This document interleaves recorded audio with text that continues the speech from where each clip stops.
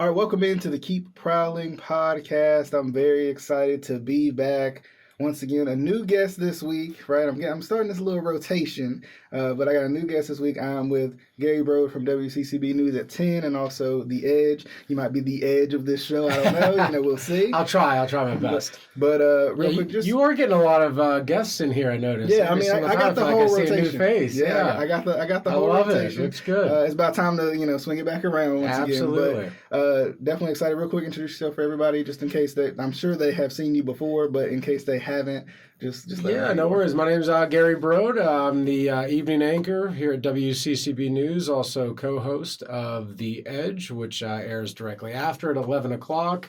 Longtime journalist, even longer time NFL and sports fanatic. Used to be a football coach for a little while and played football in high school and just love sports and kind of made it my life. So here we are. What level did you get a chance to coach? I coached high school, and then 1 year of middle school, that was a challenge. Right. Yeah. Now, what did you learn from that experience? Do you patience? Yeah, patience was number one. I think I was young when I was coaching, and you just kind of learned that. You have to have fun first and foremost, but it's just all about progressing kids. This sounds so cliche, but progressing kids not just as athletes, but as human beings. Because I remember, like me personally, my football coach, a couple of them, had such a profound impact on how I was and how my personality was growing up, especially going through high school and even a little bit into college. Yeah. So I had to keep that in mind of, whatever you say is going to impact them. However whatever your actions are, it's going to impact them. So I think that was kind of made me mature a little bit too as a human being. I've done a little bit of sports reporting in my day. And for me, high school sports was the main focus. I was in a small town. We focused on high school sports. No, I get it. On one hand, we were trying to make it feel like it was their big network, but on the other hand, we had to give kind of true and honest opinions, but, try not to offend too many people because, of course, you're still dealing with kids at that point. Of course. So, there was a fine line I think we had to walk. It really is, especially at a high school level. I think now college has kind of opened itself up to more of the sports talk conversation, which when I was growing up, that really wasn't a conversation that you had because you didn't want to belittle, like you were saying, 18, 19, 20-year-olds who were, really just there to get an education. But I actually am starting to realize that these, the younger generation enjoys it because, it helps their Instagram and social media clout. It gets their name out there a little bit more. Right. They want all the cameras. Exactly. And, the important thing is if someone's talking about you, that means you're doing something right. Whether it's good or bad, you're doing something right to get that conversation brewing. So I think a lot of kids have a better idea of that conversation now, too. Yeah. And then speaking of conversation, kind of getting to our topic. So, real quick, like the Panthers have been the topic of conversation, of course. Of course. We're in Charlotte, so of course they've been the topic around here. But I think having that number one overall pick, that gives you that kind of next level of buzz, right? That sometimes you don't get when you're maybe a smaller market team. Mm-hmm. So it's interesting that the Panthers have been kind of the talk of the town when it comes to free agency because they not only did they trade for the number one pick, right? They also came through and grabbed so many different people when it came to free agency. They had a busy free agency. Yes. And it's interesting because I have a hard time keeping up with with not only the NFC, but the AFC and all because there's just so many moves. There's so many moving parts in the NFL. It never stops. It feels like it's all the time. Like I can't keep up. There's so many players too on the team. A 53-man roster. It's a lot of changes, a lot of moving and shaking that happens. Yeah. So, that's understandable. And I mean, I kind of want to. For you all watching, I want to give you guys a chance to kind of hear what the rest of the NFC South has been doing, right? Because we know, and if we don't know, in case this is your first episode watching, tuning in, whatever it may be, you may not know that the Panthers grabbed Miles Sanders and Adam Thielen and DJ Chark, right? And if you don't know that, you're probably not a Panthers fan. But hey, it's good to go through. Yeah, there you go. Exactly. So I think it simply just depends because the Panthers have been talked about a lot this offseason. Number one, because they have them one overall pick. Mm-hmm. Bryce Young, what's he gonna do? The criticisms that we've seen him kind of face from being short in stature, but we know the kind of heart he has. You see the work ethic when you listen to him, when you hear him in interviews and stuff like that. When he's from what I've seen, from what I've been a part of, I have seen him it seems like he's putting the work in, and it seems like he's on a trajectory to be really successful.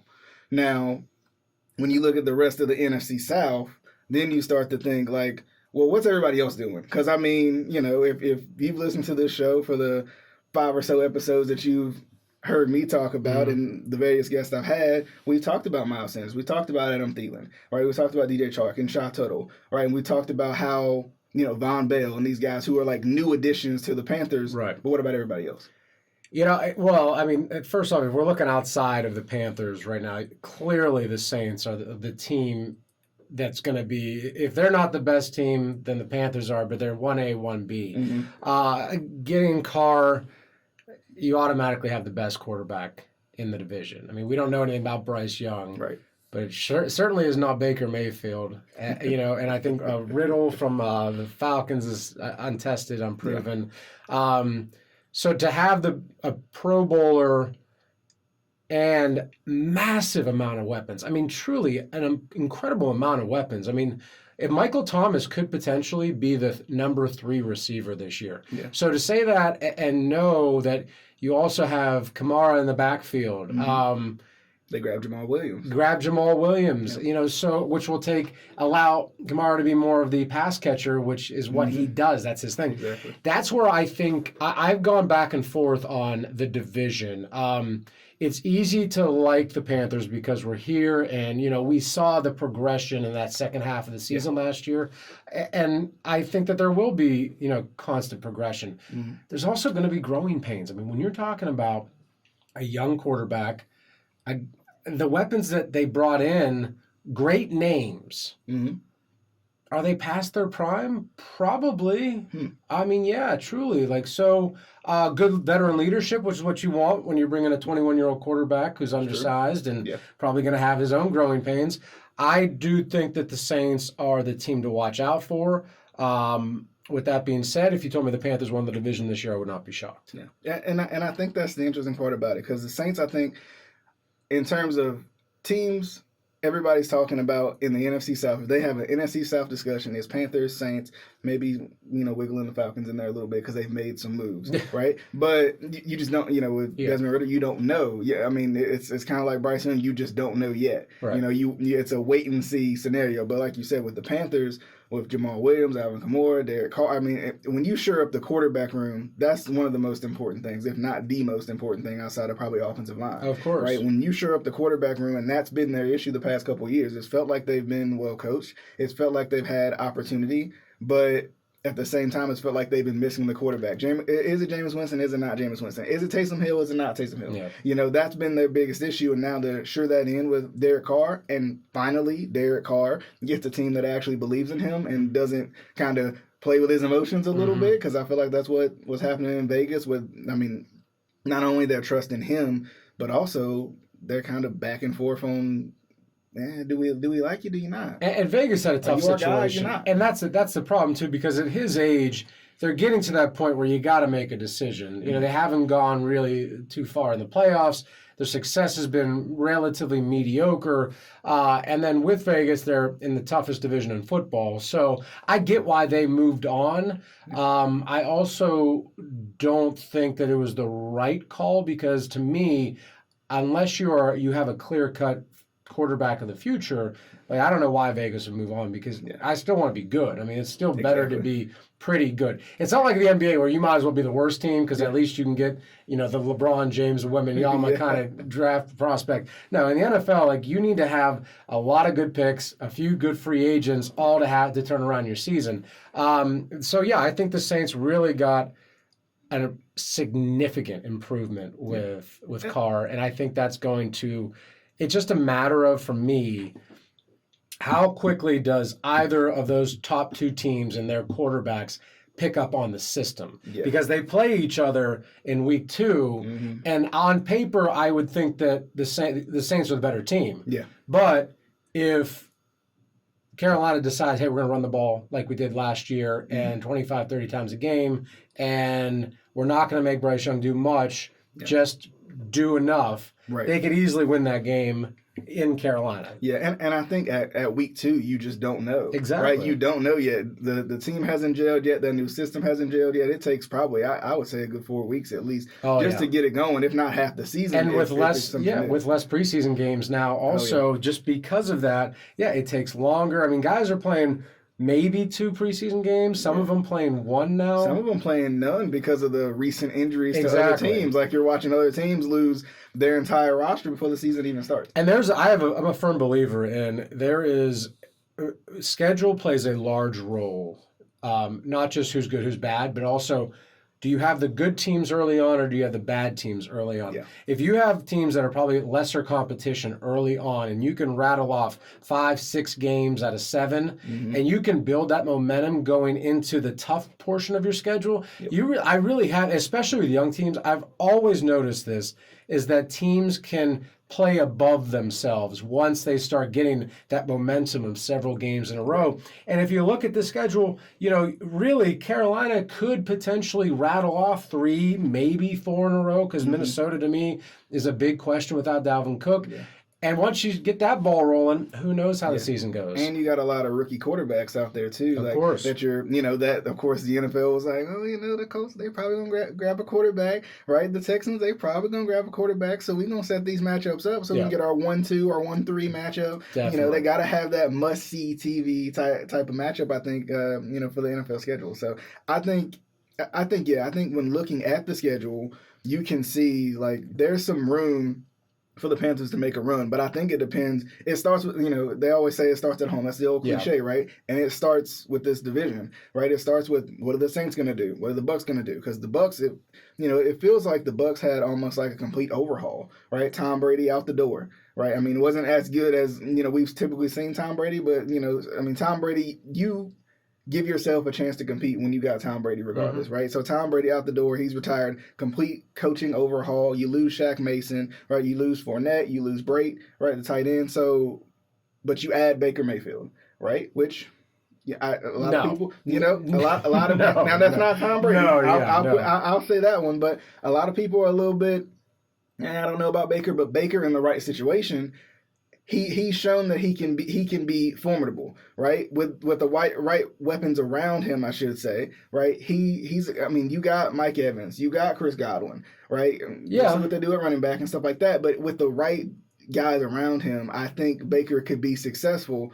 I think the Bucs could be a sleeper team, but at the same time, like right now, it's just too early to tell. Because if you look at the highlights from their training camps and stuff, it looks awful. Not even just Baker, everybody. If we were betting a steak dinner right now, I would be betting that the Bucs will have the number 1 pick in the draft next year. They're going to be awful. You think the Bucs are going to be awful? They are. This is exactly why this team is the exact definition of why it's so important to have a great quarterback in the league. Mm-hmm. The team is essentially the same as when they won the Super Bowl 2 years ago, which is absurd to think about. The only difference is Tom Brady last year showed his age, and they were barely a playoff team. They really shouldn't have been. Sub-500. The Panthers were almost a playoff team. Right, exactly. And then for this year, they have essentially the same team. Like the losses you were talking about, losing Cameron Brate, I mean, that's not moving the needle. That is not enough to be a plus or minus for wins. And if you look at the roster now without Tom Brady and now adding Baker Mayfield, when I look at that, I say that is a bad team. That is truly a bad team. And that's fine. And Mike Evans is a top 5 to 10, probably 10 receiver. Godwin. I know some teams that'll take him. Absolutely. If they want to do the whole yard sale, let's get rid of everybody. I know some teams that'll take a lot of that talent off of there. But I think losing Leonard Fournette is also big too. Because now I think he's taken a step back over the last couple of years. But he was a key contributor to that Super Bowl team. So, I think what they're going to do at running back is kind of... Running backs age in dog years, though. So, to me, Fournette is pushing 30. He might as well be 75 years old at this point. I just... to me, that's not... Losing Fournette is... he's a goal line back. That's what he's Ezekiel Elliott at this point. Those guys... do I trust him with 4th and 1 at the 1 yard line? Yeah, sure. Do I trust him to give me 4.5 yards per carry for 20 carries? Absolutely not. Yeah. And ultimately, this is still a quarterback league. So if your quarterback, who has shown time after time again, that he, even when he has weapons around him, because he had a ton of weapons around him in Cleveland and was miserable, absolutely dreadful, to the point where they paid Deshaun Watson the highest guaranteed amount of money in history. And I know a lot of people are upset about that. But for me, for a team that's been in, quarterback purgatory, it's felt like for 20, 25 years, I don't blame them. Right? No. You at some point, you got to take a chance on something is a sure thing. And Deshaun Watson coming off of a year and a half away, yes, but with a real offseason, with a chance to, kind of get himself back right, I think it's a better option than Baker Mayfield. And I personally like Baker Mayfield. I like the underdog story of him. I like the kind of brashness of him. But I think Baker is a guy who he needs the proper coach, right? And he needs the proper guys around him to get open and give him easy windows to throw the ball. I would say that about 95% of not just quarterbacks, but players in the league, they need the right system, the right coaching. But ultimately, when you have the weapons that Baker had, and there was a lot of them in Cleveland, when the Cleveland Browns have you for 4 years, and the Cleveland Browns, one of the worst franchises, and I grew up outside of Cleveland, they decide, sorry, dude, you're not good enough. We got to move on. You win them your first playoff game in 20 years, and they're like, but that was, yes, and that was awesome. That was great. I was rooting hard for him, but at the same time, that was against a 40-year-old Ben Roethlisberger, a Pittsburgh Steelers team that barely snuck into the playoffs, just like the Browns did.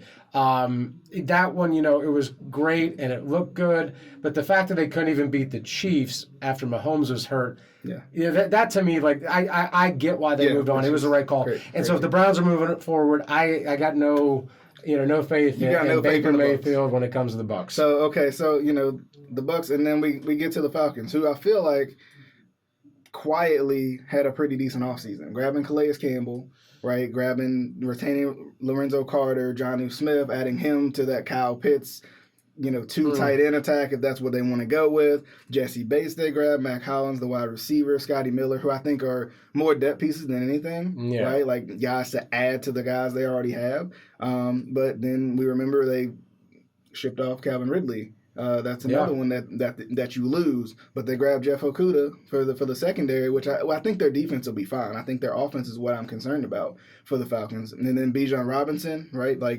He's an interesting guy. I think he is the only reason why they could potentially win 5 games this year. Mm-hmm. Because if they decide, and they do go with that 2 tight end set, and they decide we're going to run the ball 25 times a game. They need to go pick up Greg Roman. They're going to do that. Not a bad idea. He's out there. Yeah, I know. That's the only way. To me, they're a terrible team too. Really, this is two-man race. This is a 2-man race, a 2-horse race, and I don't see even having a conversation. The Falcons without a proven quarterback, and the Bucs having a provenly bad quarterback, I just can't understand. Like you mentioned, Calais Campbell, he's a great player. 6 years ago, he's up there in age. Like you mentioned, some guys there. Can't be your guy. No, that's not a guy who's all of these pieces are great. Scotty Miller, those are good pieces if you are an 11-win team and you're trying to make that next jump. Yeah.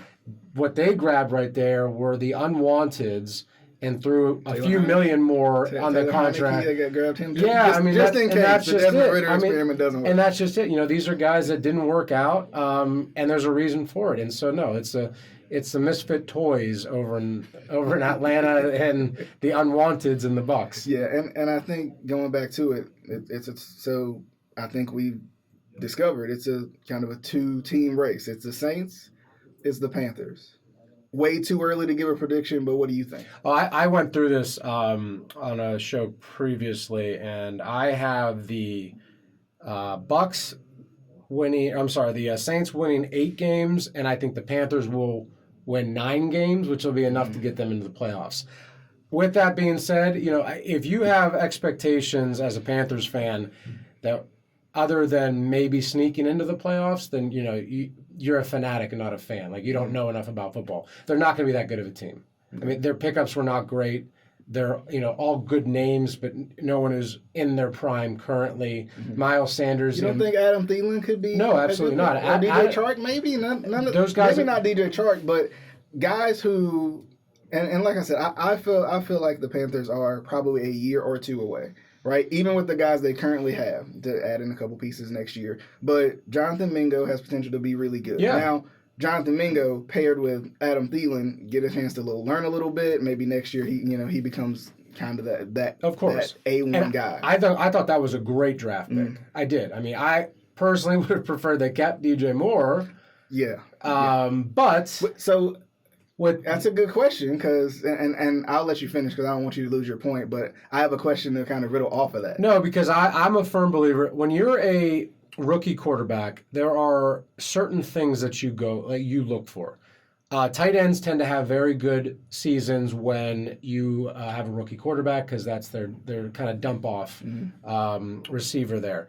And then when you have a high level, and Moore was a high level receiver, there's, I think, that added level of confidence that a young quarterback can have where you could just say, I'm going to throw it over that way and see what he can do. Now, with the flip side of that, there's also the argument that a lot of young quarterbacks force the ball into that clear-cut number one receiver. And I think that Thielen is an interesting pickup just for the sake of that veteran leadership, like you said. Is he a 1,000-yard receiver? I'd be surprised. I mean, I'd be surprised.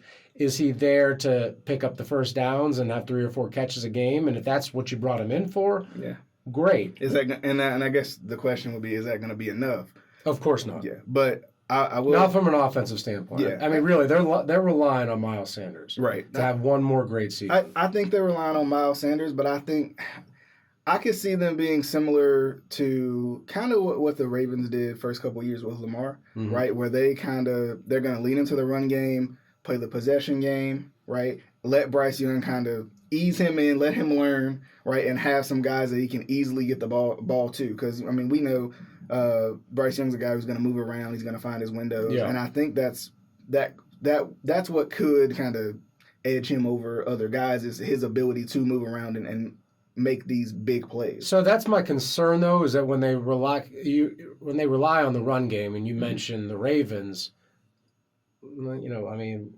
Lamar Jackson ran for 1,100 yards or something like that. He ran for 1,000 yards back-to-back seasons. It probably should have been 4 in a row if he doesn't get hurt. But that's death by a million paper cuts. But he's significantly larger than Bryce Young. And if you are, I just have that concern that if you're already deciding we're going to rely on the run, and that includes Bryce Young, I've already had major issues with his size. I'm a firm believer that literally the numbers do not work. I mean, if all people are going to say is Drew Brees. I get it, but Drew Brees had several years early on in his career where he was not good. He was also injured. He had to find the right system, which was Sean Payton. Yeah. I am not a believer overall that a guy of Bryce Young's size can have a long career. Can they have a few good years? I mean, Kyler Murray had a couple of pretty good seasons early on in his career, but we're already seeing how that's playing out. He runs the ball a lot. He has tremendous talent, just like Bryce Young does, but he's young and they're the same size.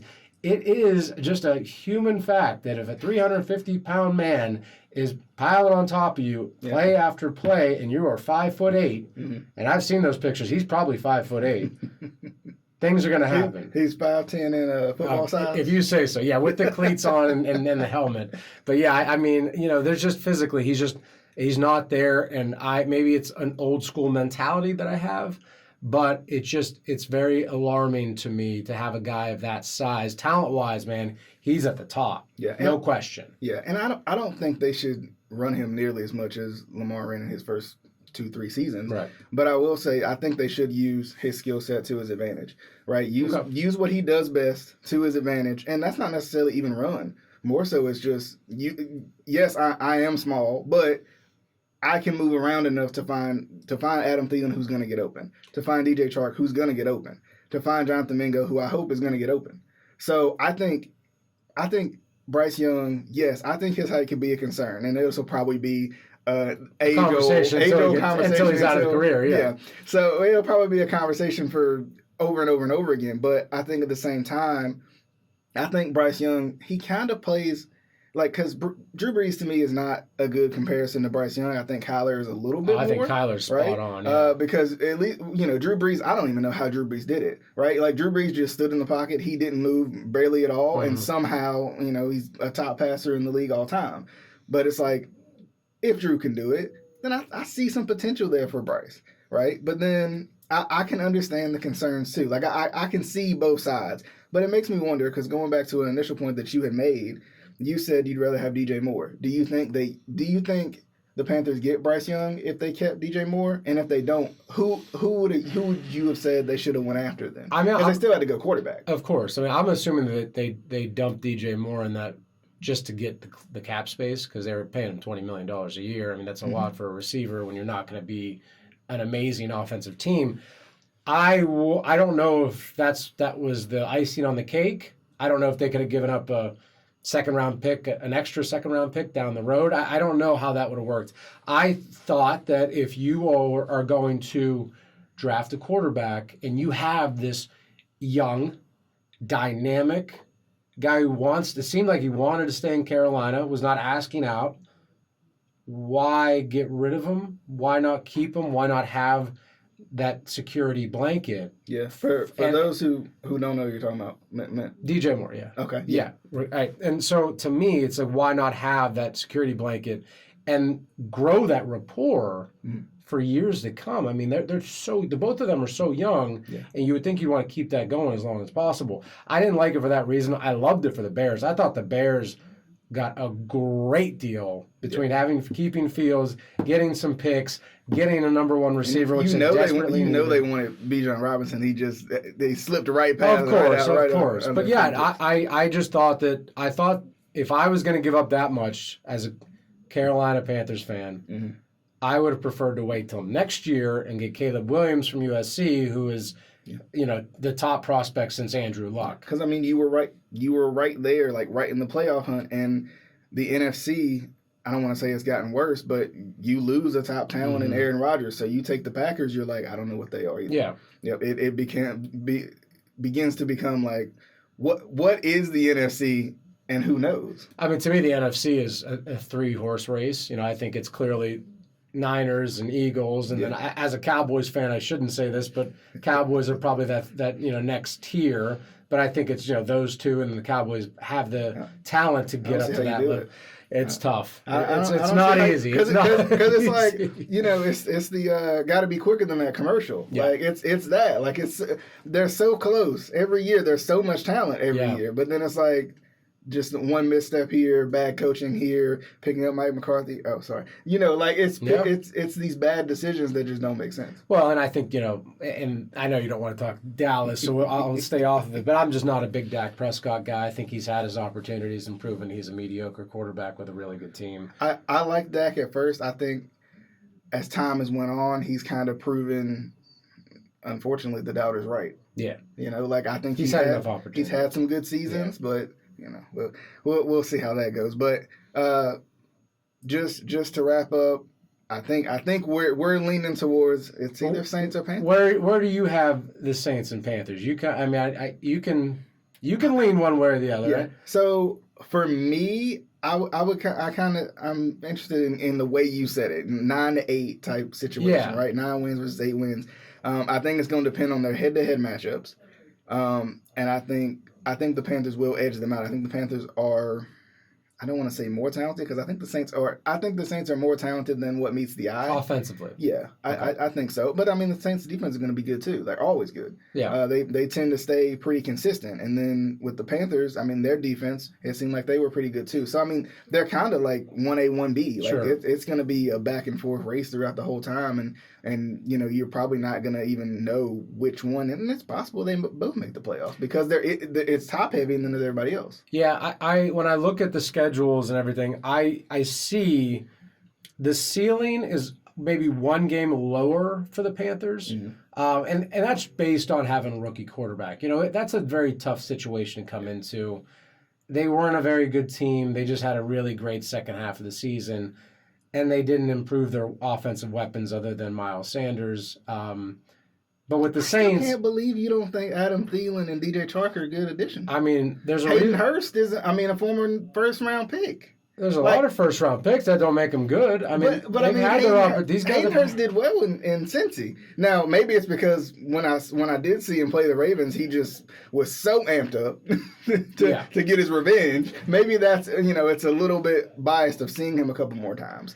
I don't think it's a bad choice. And again, I think he'll have a better season than he did the last few years because he will be that kind of go-to target, which is, like I said, tight ends tend to have better seasons when their quarterbacks are younger.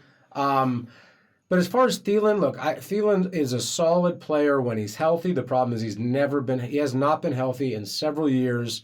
And when he was no longer the number one, which was clearly the case last year with Justin Jefferson, he was not getting open. He was not getting the targets. And that could just be because of the greatness of Justin Jefferson. I don't know. That's what it is. But ultimately, if you're not on the field, what good are you to me? Your best ability is available. Absolutely. DJ Chark, same situation, though. And there's a reason why they signed him to a one-year deal. Mm-hmm. I don't think they believe that this time next year he'll be on the team. So you're really just bringing in him in hopes that maybe he could be a number two? Yeah, it gives you more depth. Because I think their hope is Jonathan Mingo breaks out. Of course. Just becomes the NFL comparison that they had him as is A.J. Brown, right? Becomes that guy, that guy who can get open and every time, great, that guy who can, make a splash whenever you need that splash. Yeah. I think that's what they're hoping. Yeah, but I don't like, I thought it was a lot of big names. I thought it was too late. These guys that were picked up were just too late. Even Miles Sanders, if the Super Bowl contending team like the Eagles don't want him on their team, and they do have enough cap space to keep him, which they did, why wouldn't they keep him? Well, it's because they know as a running back, you're getting toward the latter half of your career. And I think they knew too that they were about to put a big deal into Jalen Hurts. They were going, they're going to invest in. But they still had enough money to keep Sanders if they wanted to. Yeah. But is it worth it to keep a 27-year-old who just had his best season and realistically will decline? I mean, that's a pretty common thing with running backs. Yeah. I can't say I blame him. We'll see how it goes. We'll definitely see how it goes. I hope I'm wrong. I hope so too. I think a lot of people listening are probably hoping so, but at the same time, you have to be a realist in the situation too. You can't just be like, well, they signed a bunch of players, and I like your perspective of how they fit together, right? How what's realistically, what are we looking at for this season? And kind of for you all who are watching too, I want to know Saints or Panthers or Bucks or Falcons, depending on which. You don't have to waste the keyboard on that one. We know we know where it's going there.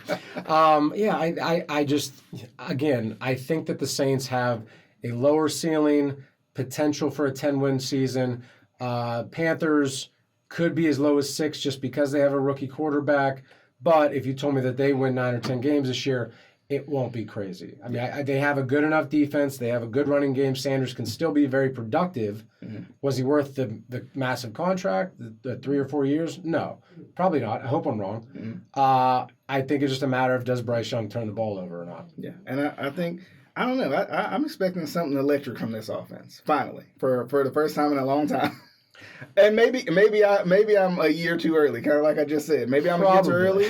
Maybe next year it'll be that electrifying, most electrifying offense I'm looking for. Here's where I think you're not necessarily wrong is because a lot of younger quarterbacks, they do come in and defensive coordinators are not used to the way that they're scheming, the way that this quarterback plays. Mm-hmm. So we see it often where early on, teams have no idea, especially first half of the season, how to stop these guys. What's the offensive system that we're going to put around Bryce Young?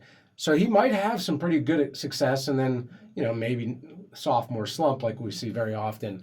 That's why I think that there is there's a ceiling there that there's 9 or 10. If you told me playoffs, not going to say no. Okay.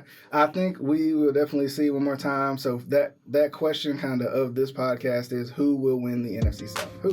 I don't know. I mean, you probably could throw all the options out there, and we'll see how it goes. But definitely, Gary, I appreciate you for coming by and joining me. Yeah, it's a lot of fun. We have to do it again. I'm totally fine with that. We'll talk Cowboys next time. I mean, I don't want y'all to turn it off because I know, the Cowboys are up here. I can't even talk Cowboys anymore. I'm so tired of it. Like you said, it's too hard on me. But definitely appreciate you for coming by. Thank you. And we'll see you guys on the next episode of the Keep Prowling Podcast.